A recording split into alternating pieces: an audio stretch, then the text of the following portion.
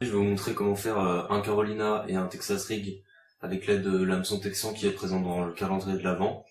Donc et aussi un weightless. Donc le weightless c'est super simple.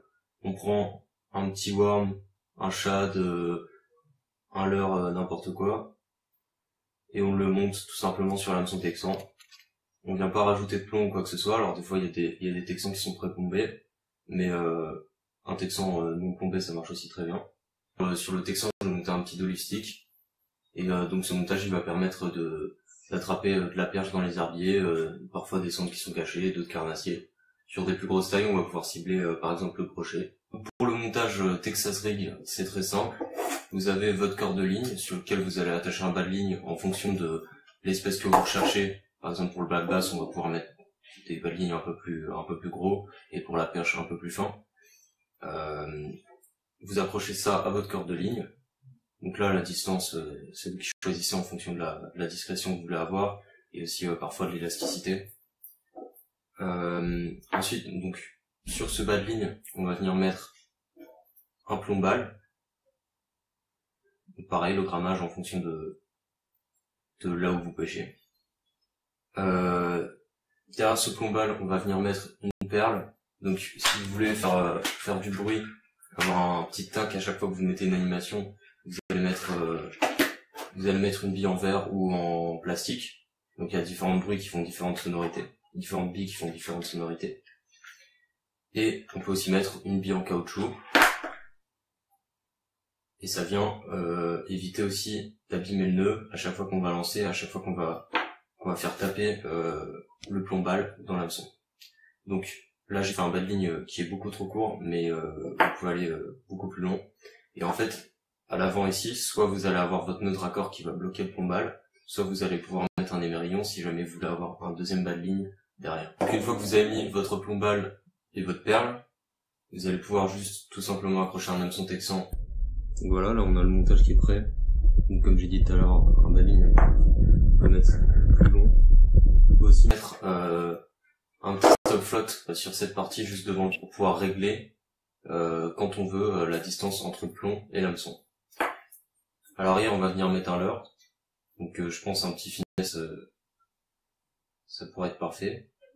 Donc là le finesse c'est un petit dolly stick qui est présent dans le calendrier, alors qui est super bon pour la perche, le cendre, le black bass.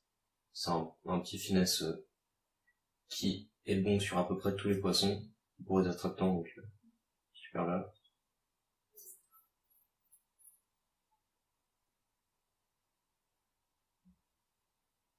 Et voilà, donc là on a un Texas Rig.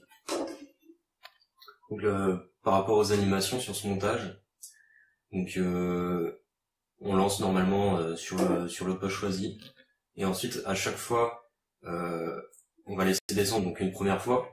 Donc le plomb il va venir tirer le leurre, mais sur le leurre donc il y aura pas de plomb ou quoi que ce soit, donc déjà ce sera beaucoup plus discret.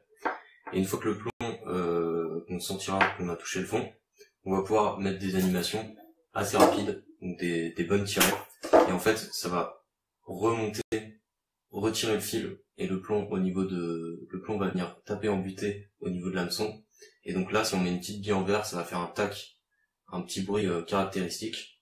Si on met une bille en plastique aussi, et si on n'en met pas, ça va pas faire de bruit, mais on va avoir une animation très erratique, et donc ça va être pratique pour pêcher le black bass, l'énerver un petit peu, ou pêcher la perche aussi. Quand il y a des bancs et tout, ça peut les énerver, ça peut être pas mal. Et aussi ce qui est pas mal sur ce montage, c'est qu'on va venir pouvoir pêcher dans les herbiers et autres. Et par exemple là le plomb va pouvoir descendre dans 10-20 cm d'herbier, et le leurre derrière va redescendre tout doucement et venir descendre comme ça en suivant le plomb. Donc maintenant je vais vous montrer le montage Carolina. Pour votre corde de ligne, vous allez rajouter non pas un mais deux bas de ligne qui vont être reliés par un émerillon baril. Et donc vous allez mettre un premier bas de ligne relié à votre corde de ligne, qui sera lui de plus grosse taille, de plus gros diamètre que le second. Moi j'aime bien mettre un 40 centièmes, un 30, un 40 centièmes dans les tailles là. On fait un petit nœud de raccord entre les deux. Ce premier bas de ligne, vous allez venir ajouter un plomb balle. Donc là, un plombal en plomb ou en tungstène en fonction de ce que vous avez. Donc l'avantage c'est que souvent on perd pas son plombal, donc vous pouvez mettre du tungstène, des plombs qui coûtent un peu plus cher, et en général vous les perdez pas.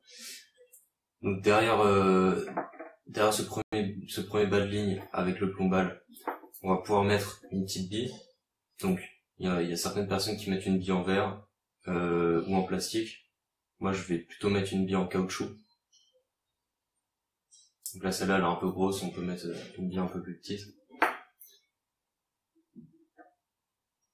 Et on vient rajouter un émerillon baril. Là, un premier bas de ligne avec un plombal et une petite perle en caoutchouc qui évite que le plombal tape sur le nœud et l'abîme au fur et à mesure de lancer. Surtout que cette partie du montage, on va pouvoir la garder assez longtemps parce qu'ensuite en dessous, on aura un petit bas de ligne en 17, en 20, en 18 centièmes en fonction de ce qu'on pêche. Et c'est lui qui va casser et pas le premier. Donc on va pouvoir garder à chaque fois son plombal, son émerillon et sa petite perle.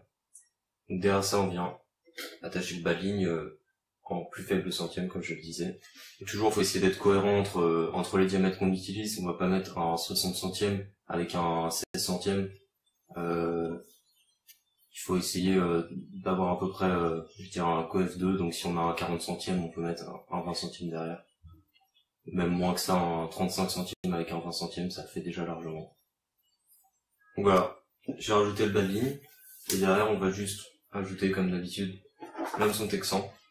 On a un montage comme ça qui va passer dans les herbiers. Et si jamais on s'accroche ici dans un caillou ou quoi que ce soit, une branche, ça va casser à ce niveau-là. On va garder notre plombal, notre perle et notre émerillon. Et en plus, c'est un montage qui prend beaucoup de poison. Donc moi j'adore l'utiliser avec des crocs. Ici on a une petite croc de chez Gunky qui était présent dans le calendrier de l'avant cette année.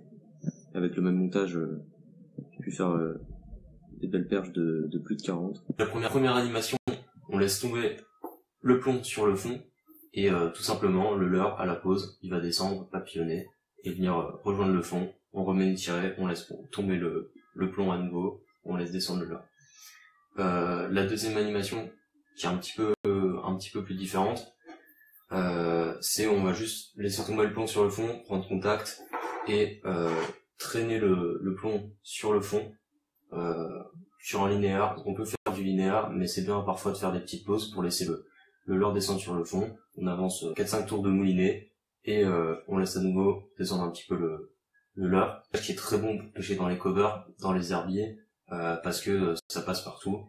Et on peut très bien l'utiliser aussi dans des cailloux, en street fishing, voilà, ça s'utilise à peu près partout. Il y a une petite particularité au niveau de la touche, c'est que les touches, on les ressent beaucoup moins parce que le plomb n'est pas attaché sur votre leurre. Donc quand votre poisson va prendre un leurre normal, vous allez avoir directement la tension sur la ligne. Ici, il va tirer la ligne un petit peu comme sur des pêches au feeder ou sur certaines techniques pour les poissons blancs. Donc là, il vient juste hop, tirer le fil. Donc il faut faire très attention à la touche, sinon le poisson va totalement engamer le leurre. Et aussi, c'est un très très bon montage parce que les carnassiers, ils ont l'habitude de manger par exemple des ablettes qui vont faire un certain poids par rapport à une certaine taille. Et quand vous avez un leurre qui pour 4 cm va faire 20 grammes, le poisson il va pas donner la bonne aspiration, des fois il va le rater, ou des fois il va juste pas le prendre parce qu'il va comprendre qu'il y a un problème. Alors que là vous avez juste le poids du leurre, donc c'est ultra léger. Le poisson il va aspirer juste le leurre, il n'y aura rien du tout pour le gêner. Et ensuite votre plomb, il est 30, 40, 50 cm de vent en fonction de la taille de baline que vous avez. Et ça fait aussi beaucoup plus de discrétion. Il voit juste votre leurre et il voit pas votre plomb. Et merci d'avoir suivi cette vidéo.